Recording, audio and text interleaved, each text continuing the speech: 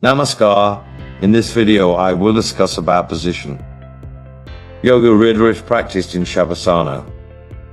Scientific studies have shown that this is the position most conducive to relaxation, since it reduces sensory stimulation to the minimum.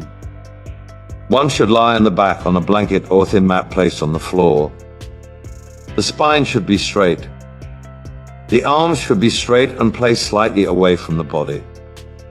The hands should be relaxed, palms upward, with the fingers slightly bent. Alternatively, the hands may be placed flat, one over the other on the chest, with the elbows on the floor.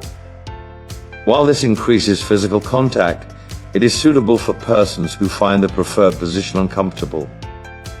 The legs should be straight and placed 30 to 35 centimeters apart in order to avoid contact between the thighs.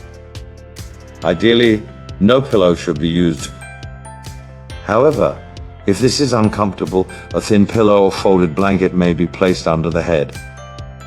The corners of the pillow should be under the shoulders in order to relax the neck and shoulders. Thick pillows should not be used since they cause tension in the neck.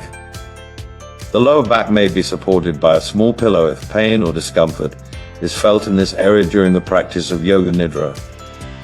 Although Shavasana is the best position for Yoga Nidra, it can also be practiced in a sitting posture while standing. If you have a tendency to fall asleep very quickly in Yoga Nidra, then it is better to practice while standing.